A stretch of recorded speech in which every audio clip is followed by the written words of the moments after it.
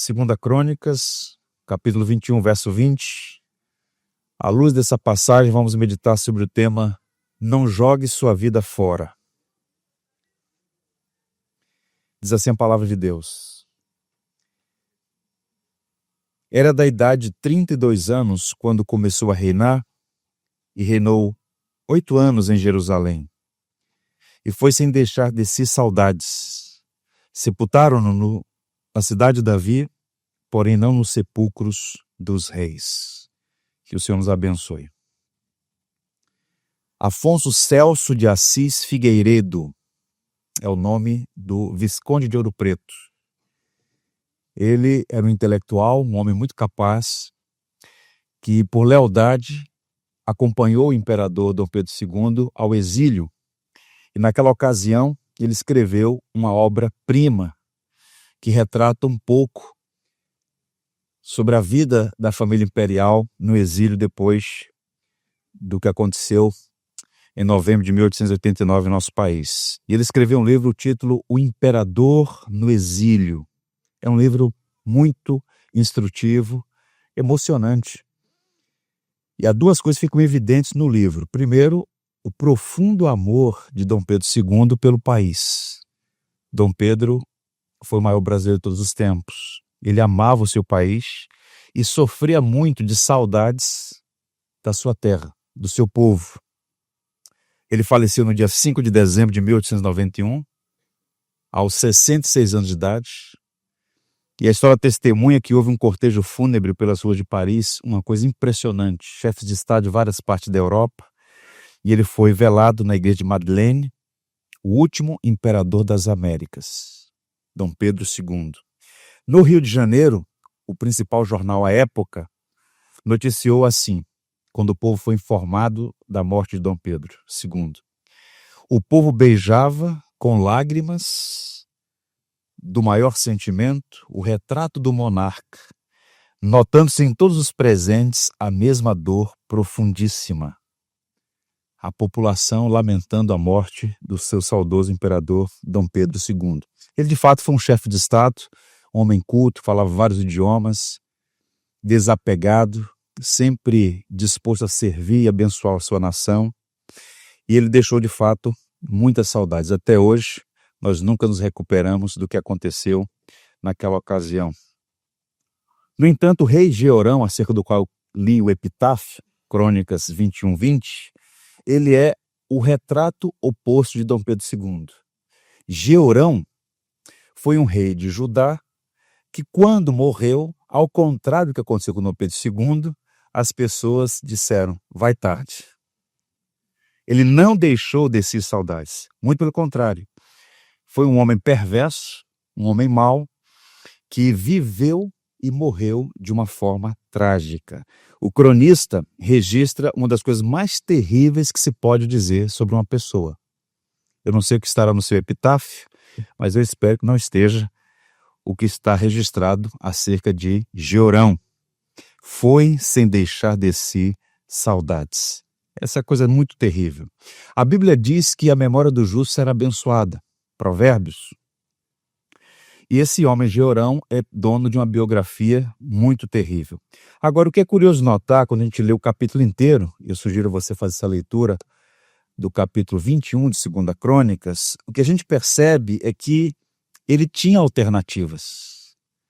Ele tinha recursos e possibilidades e condições e privilégios que poderia escrever uma história diferente. Ele poderia ter sido lembrado como alguém digno e abençoado, mas infelizmente não foi. Devemos lembrar sempre que a gente está falando de um personagem real. O livro de Crônicas, os dois livros, é uma espécie de livro de memórias dos reis de Israel. E no caso de Jeorão, ele foi um rei do sul, da região de Judá. E nós queremos pontuar aqui alguns privilégios que ele teve e que não foi aproveitado. E qual é o objetivo dessa reflexão? É olhar para a biografia desse homem e aprender com seus desacertos, com os erros que ele cometeu. Todos nós temos diante de nós oportunidades, privilégios, condições, fazemos escolhas todos os dias. E devemos tomar muito cuidado com as escolhas que fazemos, porque escolhas erradas têm consequências. Ideias têm consequências. A vida é cheia de causas e efeitos. Eu quero mostrar pelo menos 2 privilégios que ele teve, mas que não foram bem aproveitados por ele. Antes de tudo, é preciso destacar que ele era filho de um pai piedoso. O pai dele foi um dos maiores nomes da história de Judá, Josafá. O rei Josafá foi um homem temente a Deus, que honrou as tradições de Israel, que seguiu os passos do rei Davi. É dito sobre ele que ele era temente a Deus, que andava com Deus e por conta disso era muito querido. O povo o amava e o reputava como alguém íntegro e temente a Deus. Então, além de ser um homem de grande valor espiritual e uma referência para o Estado e para a sua família, ele promoveu reformas substanciais que levou o Estado de Judá a uma condição sem igual naquele tempo. Progresso, avanço econômico. Josafá fez grandes reformas no Estado e a nação foi feliz sob o seu comando. Observe que Jeorão ele é criado em um lar onde o pai e o avô, Asa, ambos eram piedosos, mas Jeorão escolheu outro caminho.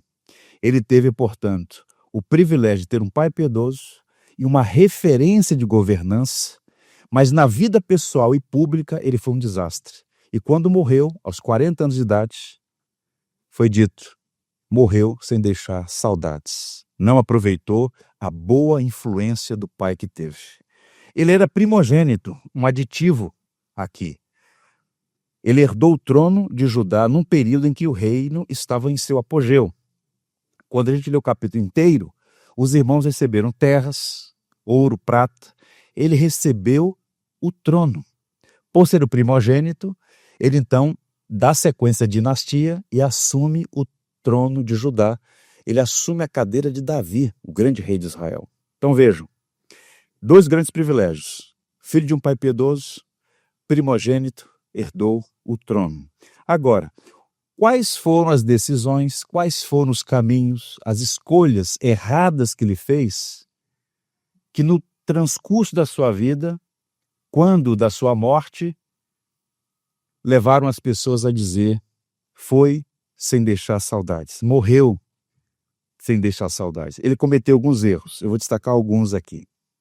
O primeiro deles, um casamento errado. Uma escolha errada que custou caro. O verso 6, ainda no capítulo 21, peço a você que deixe a sua Bíblia aberta, 2 Crônicas 21, o verso 6, temos uma informação que é importante para entender um pouco a biografia desastrosa de Jeorão.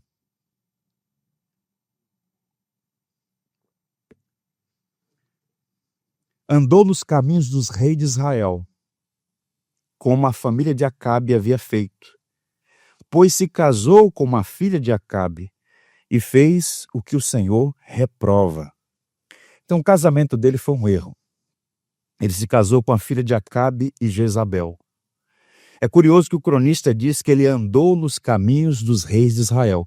A essa época, nesse momento, o reino de Israel havia se dividido em 2 grupos. Os reinos do sul, Judá e Benjamim, e os 10 tribos do norte. Das 10 tribos do norte, nenhum dos reis foi temente a Deus. Foi um desastre completo que culminou no juízo devastador no ano 722. A Assíria dizimou, destruiu completamente as 10 tribos do norte. Então, andar nos caminhos dos reis de Israel, isto é, as tribos do norte, o cronista está dizendo que ele foi mau, que ele foi perverso, que ele não fez o que era correto. E aqui nós temos uma nota que explica o que significa se andar nos caminhos dos reis de Israel. Como a família de Acabe, pois se casou com a filha de Acabe. Por 2 vezes, o cronista faz alusão a Acabe. Quem foi Acabe? Um judeu, um israelita, da tribo do norte, que casou-se com uma mulher da Fenícia, chamada Jezabel, e essa aliança sedimentou esse desvio. Acabe era manipulado pela sua esposa, Jezabel, pagã, idólatra, que sustentava dos cofres do Estado 950 profetas de Baal e Astarote, e entrou para a história como um símbolo de mulher perversa e má. Ela que engendrou o plano de matar o profeta Elias. Tanto é que no Novo Testamento, Jezabel é um símbolo de imoralidade, de desvio, um símbolo de perversão. E o texto vai dizer claramente que Jeorão foi de mal a pior porque andou nos caminhos dos reis de Israel, como a família de Acabe, porque se casou com a filha de Acabe. Portanto, o casamento dele foi um arranjo político, um jogo de interesse, para consolidar uma aliança política entre os estados do norte e do sul, para enfrentar inimigos comuns. Josafá, então, cometeu o erro de aceitar o casamento entre o seu filho e a filha de Acabe. Nesse ponto particular, Josafá errou. E uma nota aqui que eu acho que vale a pena lembrar. Por melhor que seja um homem, por mais piedoso que seja um servo de Deus, ele não está isento de cometer erros.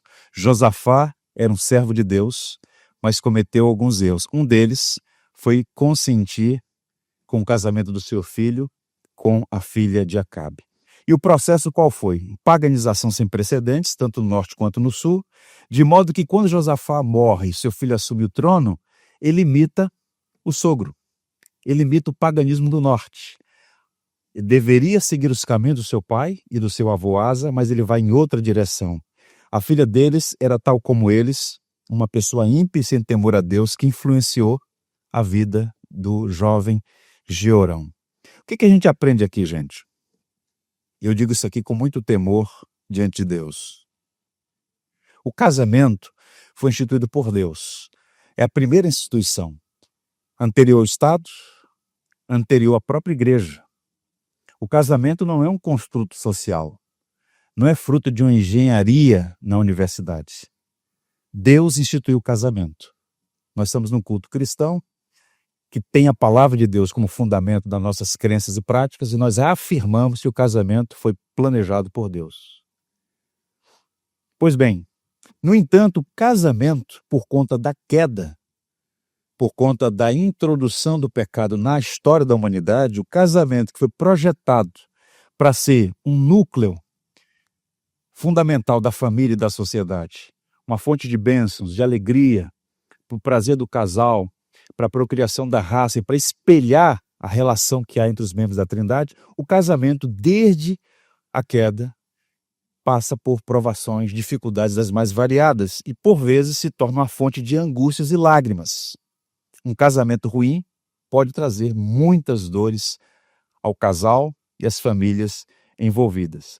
Foi através, portanto, de um casamento que Jeorão se desviou de Deus, da família e do propósito de governar a nação de acordo com a vontade soberana de Deus. A filha de Jezabel, com quem ele se casou, ela foi catequizada na escola de Baal. E ela influenciou o seu esposo. Ela o desviou ainda mais. Ele já era afastado, mas ela o desviou ainda mais dos propósitos de Deus. Portanto, a lição que a gente aprende aqui de imediato é que todo cuidado deve ser tomado antes de fazer uma escolha, porque o sagrado matrimônio ele precisa ser preservado, e um casamento errado é, de fato, um problema. Uma das ciladas do adversário de nossas almas é o casamento misto. No Antigo Testamento, nós temos várias advertências sobre isso. E essa advertência em relação ao perigo do casamento misto era para proteger a própria história da redenção. Não era simplesmente preservar uma etnia da miscigenação, mas, sobretudo, preservar a identidade de um povo a partir do qual viria o Messias. Êxodo, por exemplo, encontramos a palavra: abstente de fazer aliança com os moradores da terra para onde vais, para que te não sejam por cilada. Então, na história da redenção, havia uma ordem expressa para que o povo da aliança se casasse entre os descendentes de Abraão e não se miscuíssem com povos vizinhos, porque essa miscigenação viria acompanhada também de um sincretismo religioso. Portanto, o casamento misto foi sempre visto como uma estratégia sutil para derrotar o povo de Deus. Israel se misturou com nações idólatras e, através de casamentos mistos, a nação de Israel foi acabou-se por adotar falsos deuses e com isso perverter a fé. Há muitos exemplos de custos altíssimos dessa desobediência. E o que a história vai testemunhar? Nós não podemos ser mais sábios do que Deus. E o grande problema da pessoa é que, em alguma medida, embora não verbalize, ela tenta subterfúgios, racionalizações evasivas para sugerir que é mais sábia do que Deus. Se Deus diz que não é bom, não é bom.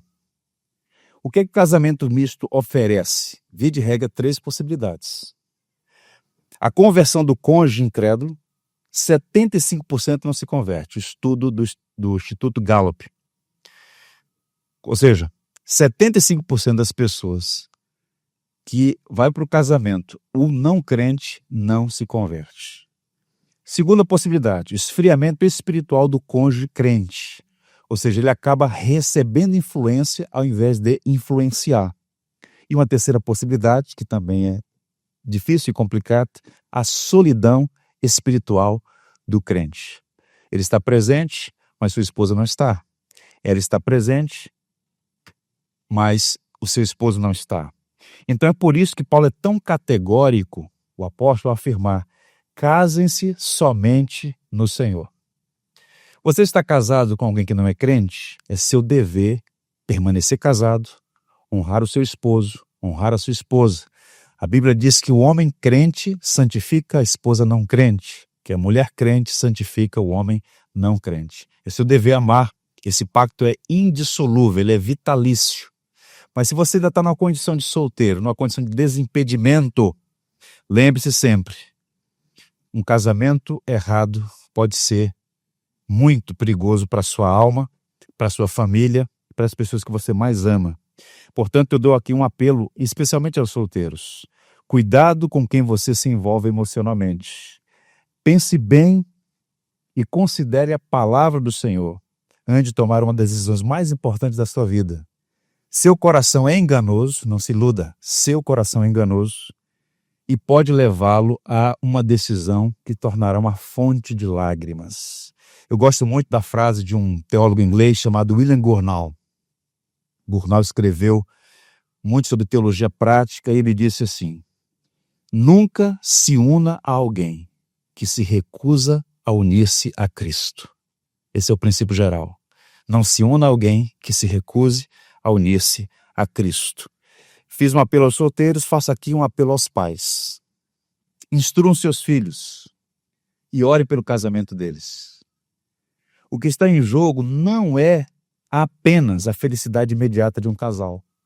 O que está em jogo é a tocha do Evangelho, que deve ser levada de geração em geração.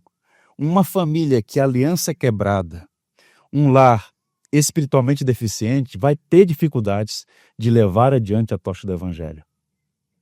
Nós precisamos orar para que tenhamos jovens piedosos que se casem no Senhor, constituam família sólida na rocha que é Cristo, que instruam seus filhos para que a tocha do Evangelho vá passando de geração em geração. Mais e mais famílias sendo impactadas pelo que Deus faz em um lar.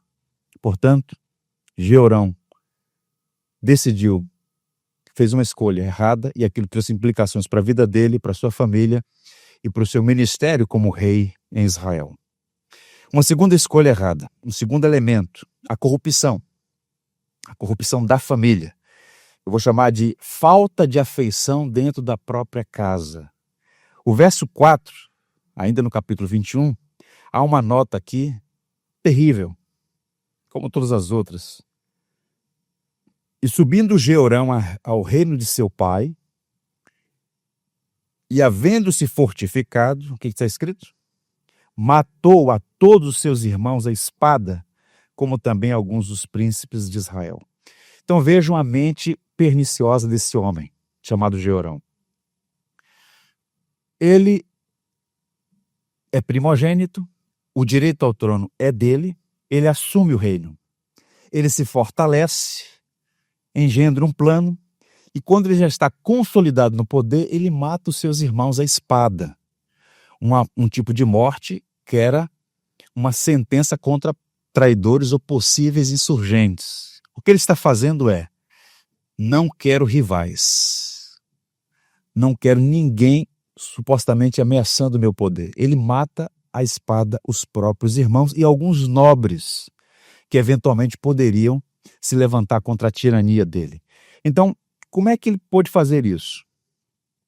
Ele o fez porque há um elemento na natureza humana que é essa inclinação para o mal, e essa inclinação do mal, quando não é detida pelo poder da graça, o homem é capaz de fazer o que ele fez. Há um desafeiçoamento, uma maldade que torna um indivíduo, sim, em um monstro. Ele olhou para os seus irmãos como uma ameaça, como inimigos a serem eliminados. Talvez até porque os irmãos reprovassem a maneira como ele já estava sugerindo guiar a nação. E é curioso notar que o cronista coloca uma nota aqui: ele matou os irmãos que eram melhores do que ele. Perverso Jeorão. Ele estava disposto a passar por cima de tudo e de todos para fazer prevalecer seus interesses. Então ele perdeu duas coisas que estão conectadas. Primeiro, ele perdeu temor a Deus e afeição pelo próximo. Não temeu a Deus, nem amou o próximo. Bestializou-se, tornou-se um monstro, um assassino da própria família. Ele é um clássico do indivíduo que comete atrocidades por conta desse anseio diabólico por culto, por poder, por gerência das coisas. A gente aprende aqui uma lição muito importante: o perigo da desafeição natural. Há duas passagens no Novo Testamento que usam essa expressão, desafeição. Paulo aos Romanos, no capítulo 1, e Paulo na segunda carta a Timóteo. Vou ler para vocês, irmãos, os dois textos. Além do mais, visto que desprezam o conhecimento de Deus, ele os entregou a uma disposição mental reprovável para praticarem o que não deviam. São insensatos, desleais, sem amor pela família. Essa expressão, traduzida aqui como sem amor pela família, é desafeição. É a falta de compromisso. É a falta de afeto. Então o texto sagrado está falando sobre essa inclinação tão maligna que leva o homem a assassinar os seus próprios irmãos, quiçá o seu pai, quiçá a sua mãe. Na carta a Timóteo é dito assim: insensatos, pérfidos, sem afeição natural, sem misericórdia. Então, ele teve um casamento errado e essa desafeição em relação à sua própria família. E aqui uma aplicação muito importante para nós. Nós devemos amar a nossa família, agradecer a Deus pela vida da família e tomar todo o cuidado para que o nosso coração em nenhum momento seja encontrado sem afeição familiar. Essa afeição que é um dos sinais da própria presença de Deus em nós. Há muita gente jogando a vida fora por conta da desafeição familiar, a falta de amor no âmbito familiar.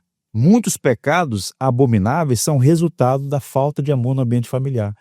E agora, com o advento das redes, com o advento dessa comunicação instantânea, rápida, veloz, surgem notícias que nos deixam de queixo caído.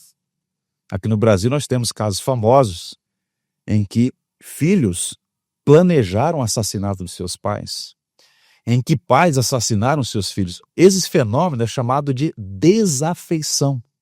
Isso é antinatural, isso é maligno. E Jeorão é um exemplo de alguém que, a despeito dos privilégios que teve, influenciado por sua esposa pagã e dando vazão à própria condição do seu coração pérfido, cometeu um assassinato em série, matou os seus próprios irmãos. E a gente tem que tomar muito cuidado. Amarguras, ressentimento, desafetos podem levar uma família à ruína. Há biografias que nos instruem pelo que aprendemos, mas também por aquilo que a gente deve evitar. Há um homem que entrou para a história como um dos homens mais tiranos do século XX. Seu nome, Joseph Stalin. Ele teve uma infância difícil, muito difícil. Ele nasceu numa região chamada Geórgia, na Europa Oriental.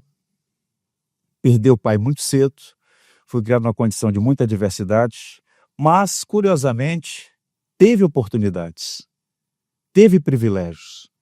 Ele foi acolhido por uma igreja, recebeu instrução acerca das verdades basilares da fé cristã.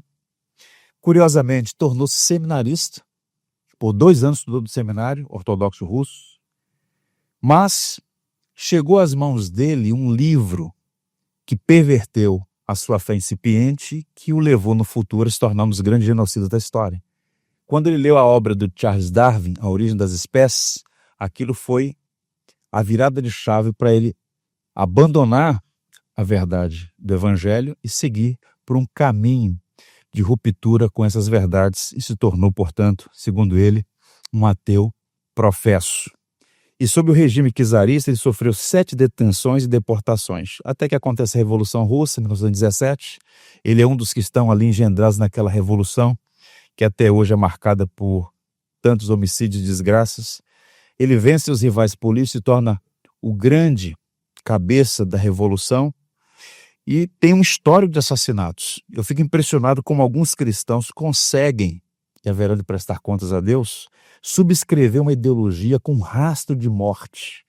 Só de 32 a 1939 foram 10 milhões de assassinatos na Rússia. 10 milhões de pessoas. O grande terror, ele matou dos 5 marechais, 3. Dos 15 generais, 13 morreram. Dos 9 almirantes, somente 1 sobreviveu. Ele matou todos os que estavam na mente dele sob alguma suspeição. Se tornou um tirano, um déspota. Morreu em 1953 de hemorragia cerebral, relativamente cedo, né? Mas deixou um histórico de corrupção e de morte. Na Ucrânia, até hoje, quando se ouve a palavra Holodomor, eles têm arrepio, porque Stalin, em 9 meses, matou 7 milhões de ucranianos de fome. Foi um homem que entrou para a história com a sua perversidade. Qual é o ponto? Isso aconteceu e continua acontecendo, essa sociopatia, essa inclinação para o mal. 2 Timóteo 3, de versos 1 a 13, Paulo diz assim, ele está fazendo um retrato 3x4 dessa condição humana. Sabe, porém, isto, nos últimos dias, e nós já estamos nos últimos dias, sobrevirão tempos difíceis, pois os homens serão egoístas, avarentos, jactanciosos, arrogantes, blasfemadores, desobedientes aos pais, ingratos, irreverentes, desafeiçoados, sem amor à família, implacáveis, caluniadores, sem domínio de si, cruéis e inimigos do bem. E o nosso mundo, o nosso país, nós temos muitos inimigos do bem, homens desafeiçoados, que pelos seus próprios interesses são capazes de passar por cima de tudo e todos, inclusive sem afeição pela família, sem afeição pelo gênero humano, pela pessoa. Quantos crimes nascem disso? Eu diria então aos irmãos que a gente deve guardar o nosso coração. Há uma oração no livro de Davi, no Salmo de Davi, que eu aprecio demais. Eugene Peterson escreveu um texto belíssimo sobre essa oração. Senhor, derrama a tua luz nas minhas trevas. Nosso coração ainda há resíduos da velha natureza.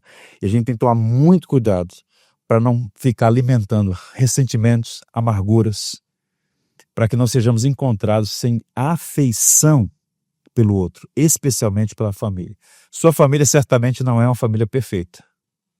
Quando a Bíblia diz honra o teu pai e a tua mãe, não coloca cláusulas de exceção. Honra o teu pai e a tua mãe. Quando a Bíblia nos encoraja a não provocar aos filhos a ira, também é um encorajamento imperativo. Nós devemos ter afeição nessa relação pais e filhos, afeição nessa relação marido e mulher. A família deve ser protegida do nosso próprio coração corrompido. Mas o elemento pivotal aqui, nessa série de 3, é o terceiro. O afastamento de Deus. Ele escolheu andar na contramão da vontade de Deus. E por conta disso, as outras coisas vieram como consequência. Tente imaginar uma coisa. Ele está no trono, já começa a fazer uma movimentação na direção errada.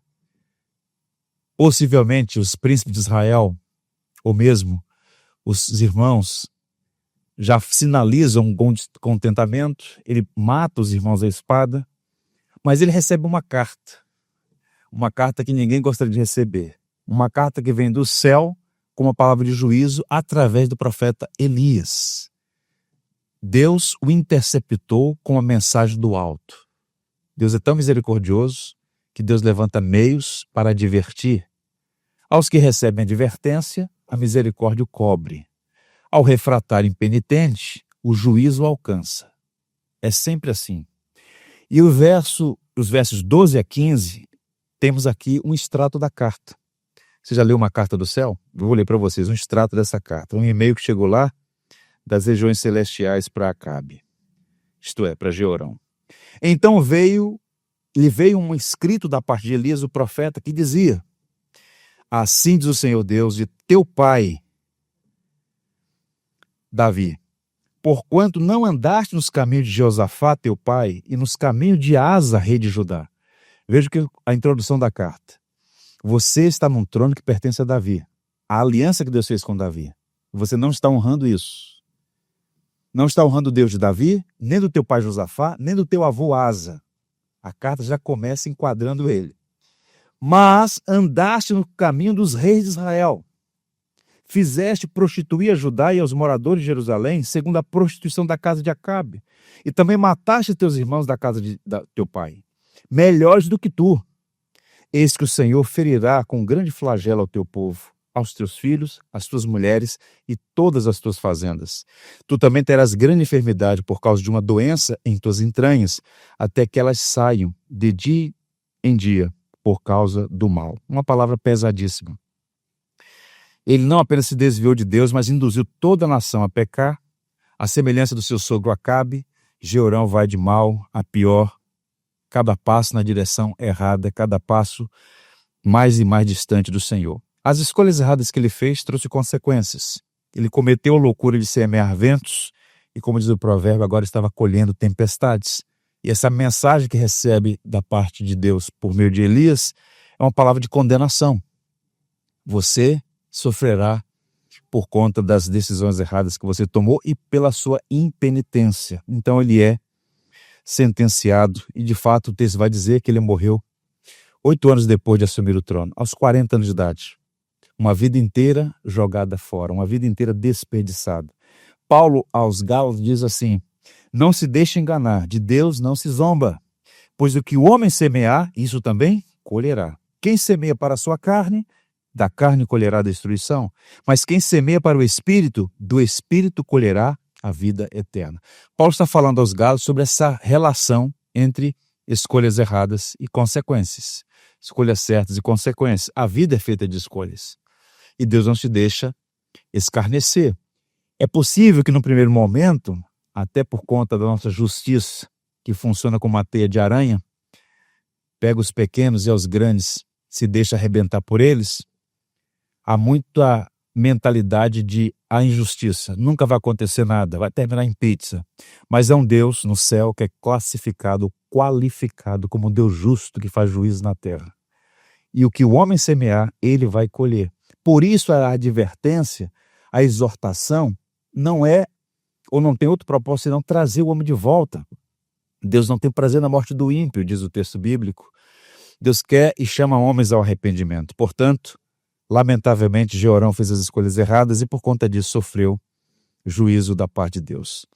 Eu vejo as consequências. Primeiro, ele perdeu o reino. Deus levantou filisteus contra ele. A narrativa subsequente vai mostrar isso. Ele foi alcançado pelo Senhor usando os pagãos, os filisteus. O caminho da desobediência é sempre trágico. Perdeu a família, porque o texto vai dizer que os filisteus levaram embora suas esposas e filhos e filhas. O que ele mais apreciava foi tirado dele. Perdeu a própria vida, porque no seu reinado, ainda muito cedo, ele então sofreu uma grave enfermidade, como um sinal de juízo, e perdeu a própria vida. Perdeu a alma, porque pereceu sem ter sobre si justiça. Ele não foi de fato um filho de Abraão, no sentido pleno da palavra. Nós temos na Escritura vários personagens que começaram mal, mas em algum momento foram interceptados pela graça, se arrependeram e tiveram a vida transformada. Manassés, por exemplo, foi um rei perverso, a ponto de sacrificar o próprio filho no altar de Moloque, mas, na última hora, misericordiosamente se voltou para o Senhor. Saulo de Tarso foi um perseguidor da igreja e se voltou para o Senhor, mas o caso de Joram é um caso emblemático, porque o cronista diz que o mundo ficou melhor sem ele. Morreu sem deixar saudades. O epitáfio diz, da idade de 32 anos quando começou a reinar e reinou 8 anos em Jerusalém. Portanto, morreu aos 40 anos, jogou a vida fora. Um tesouro tão precioso que é a vida foi perdida por completamente. Eu quero, irmãos, nessa reta final da minha reflexão, de forma muito prática, dar aqui aos irmãos algumas sugestões, conselhos bíblicos, eu diria, para não jogar a sua vida fora. Você é um crente em Jesus, você está no Evangelho, tem uma tradição, tem uma família, talvez você esteja começando os primeiros passos na direção de Cristo, no sentido de começar a conhecer o Evangelho, ainda não tornou pública a sua fé. Essas recomendações são fundamentadas na Bíblia e na história. A gente pode aprender com aqueles que nos antecederam. Quais são os conselhos para não jogar a vida fora? Essa vida que você só tem ela. Primeiro, considere a brevidade de tudo. As pessoas vivem como se não houvesse um dia, uma hora e momento em que chega o fim. A gente não tem gerência de nada. Todo dia pode ser o último dia. Considerar a brevidade da vida é um princípio de sabedoria. Nessa semana agora, vai estar aqui no Rio de Janeiro um pregador americano chamado Matt Chandler. Um conhecido pregador com bons livros publicados. E eu lembro que em 2010 ou 11, não recordo exatamente agora, eu tive a oportunidade de ouvi-lo numa conferência nos Estados Unidos. Ele estava voltando de um tratamento de um câncer. Ele ficou um tempo afastado, voltou a pregar e naqueles dias, voltando a pregar, ele falou para nós pastores numa conferência. E uma das coisas que me chamou a atenção foi que ele falou sobre a teologia do sofrimento e especialmente uma coisa que ele aprendeu na enfermidade. Ele usou a expressão, a consciência da mortalidade. Sobretudo os mais jovens nunca pensam na eternidade. Sempre acham que tem todo o tempo do mundo. Isso é uma grande ilusão. Você não tem todo o tempo do mundo, a vida é uma neblina que cedo passa. À medida que você vai amadurecendo, você precisa criar essa consciência da mortalidade. A gente vive num mundo caído, onde as coisas surgem sem aviso prévio. Você tem saúde hoje, pode não ter amanhã. As coisas mudam muito rapidamente. O que é essa consciência da mortalidade? É a consciência de que você precisa viver de acordo com os propósitos de Deus. Você foi criado por Ele e para Ele. E haverá um dia, uma hora, um momento que você vai comparecer diante do seu Criador. Essa consciência da mortalidade é que nos dá consistência nas decisões que a gente toma. Seja no campo privado ou público, na esfera pessoal ou na esfera pública. A gente tem essa consciência da mortalidade. O Salmo 39 diz assim: mostra-me, Senhor, o fim da minha vida e o número dos meus dias, para que eu saiba quão frágil eu sou. Deste aos meus dias o comprimento de um palmo e a duração de uma vida. É nada diante de ti. De fato, o homem não passa de um sopro. O salmista pedindo que ele tivesse, nas palavras de Chandler, consciência da mortalidade. O Paul Washer ficou conhecido quando ele pregou, especialmente num funeral de uma personalidade nos Estados Unidos. Ele aproveitou aquele momento difícil, certamente, para trazer à memória das pessoas que lá estavam essa consciência da mortalidade. Ele cunhou uma expressão que circulou nas redes sociais: cada óbito, cada cortejo fúnebre, cada túmulo clama ao homem a deixar os cuidados fúteis deste mundo e meditar sobre a eternidade, a preparar-se para encontrar-se com Deus. Então nós precisamos disso, dessa consciência da mortalidade. Então, essa é a primeira orientação, considere a brevidade da vida. Segunda coisa, abandone o pecado. Eu estou me dirigindo aqui a um grupo expressivo de crentes em Jesus. E essa é a recomendação que eu faço a todos aqui. Abandone o pecado. O pecado não é só coisas erradas que nós fazemos, pensamentos. O pecado é também as coisas certas que são negligenciadas. O pecado é errar o alvo, o pecado é fracassar no propósito para o qual fomos criados. E viver no pecado é loucura, é insensatez. Aquele rei de Judá, Jeorão, ele viveu toda a sua vida como se Deus não existisse, nos seus próprios caminhos, e o resultado foi trágico. Por isso, o livro de Provérbios, quando de sabedoria, diz que os loucos zombam do pecado. É próprio do homem sensato ignorar o pecado, as consequências, e o pecado é danoso. Eu li há muitos anos atrás uma biografia do pastor Billy Graham, que recentemente foi homenageado. Ele agora recebeu a honra de estar sua memória no Capitólio, numa série de homenagens a homens e personalidades de destaque nos Estados Unidos. E o Billy Graham, nesse recorte biográfico, falando das suas experiências como evangelista, das personalidades que ele evangelizou. Então ele tinha bastante influência e alcançou pessoas que homens comuns não tinham acesso. E ele foi evangelizar uma atriz famosíssima, Marilyn Monroe. E ele tentou de todas as maneiras anunciar o evangelho para ela, e ela disse para ele: não preciso do seu Jesus. Não preciso do seu Jesus. Exatamente uma semana depois, ela foi encontrada morta em seu apartamento por overdose de drogas. Ou seja, há pessoas que são refratárias, impenitentes, incircuncisos de coração, querem se manter no caminho do errado, no caminho mau. Então abandone o pecado. O que encobre suas transgressões jamais prosperará, mas os que confessam e deixam alcançará misericórdia. Então decida, escolha pela graça de Deus o Evangelho. O Evangelho não é um conselho, o Evangelho é o poder de Deus para a salvação de todo aquele que crê. Confiar em Jesus envolve uma decisão, certamente, mas é uma decisão que é precedida por essa graça soberana que a gente não pode negligenciar, não torná-la vã, como diz Paulo em uma de suas cartas. E por fim, viva para a glória de Deus. A maneira mais adequada de viver é viver para o propósito pelo qual nós fomos criados. Não apenas nos catecismos da igreja, mas na própria dinâmica da vida. A coisa mais sensata é discernir e viver os propósitos de Deus. Nós somos cristãos, nós ainda há pouco cantamos hinos sobre a morte, a ressurreição, a ascensão, o retorno de Cristo. Como é que a gente vive para a glória de Cristo? Como é que nós vivemos para a glória do nosso Deus? Essa é uma pergunta que a gente deve responder. Viver para a glória de Deus não é uma coisa assim abstrata, altaneira e inatingível. Viver para a glória de Deus é exatamente viver os propósitos que Ele tem para a nossa vida. E o propósito de Deus para nós é que temos uma vida plena, abundante, superlativa, que só pode ser encontrada no Evangelho de Jesus. Jesus morreu para cancelar os nossos pecados, a Bíblia diz claramente isso, mas essa é a parte, digamos, negativa do processo. Ele cancelou os nossos pecados, mas Ele nos dá vida, o dom do Espírito, vida plena e abundante. Portanto, vir para a glória de Cristo é viver essa vida altaneira nas mãos do Senhor, uma vida superlativa, cheia da sua graça. Paulo aos Coríntios diz: quer comais, quer bebais, ou façais qualquer outra coisa. Façais o quê? Fazer tudo para a glória de Deus. Então, a vida, ela é governada agora por esse princípio maior. Fui criado por Ele, vivo para Ele.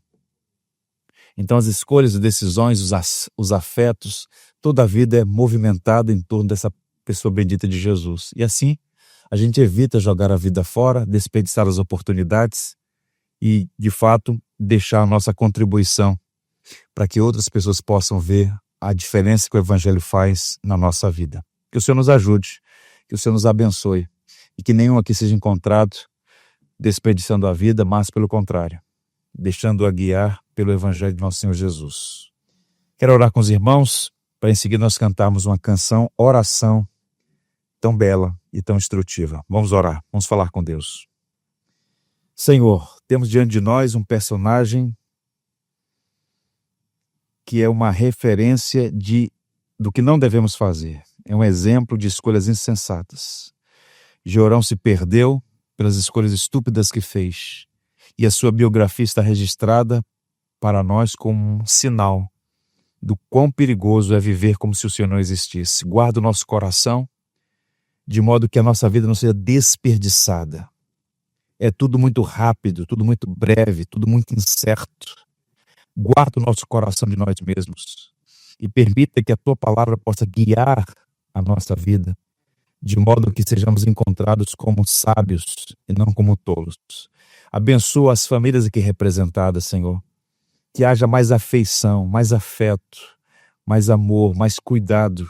Que nenhuma família que seja encontrada com o coração desafeiçoado, mas que haja temor ao Senhor e amor ao próximo. Oramos agradecidos por essa manhã, pela instrução que recebemos e pedimos, tal como o Tiago nos orienta, a graça de não apenas ouvir, mas praticar. Que as famílias aqui representadas sejam por Ti abençoadas. Por Cristo nós oramos. Amém.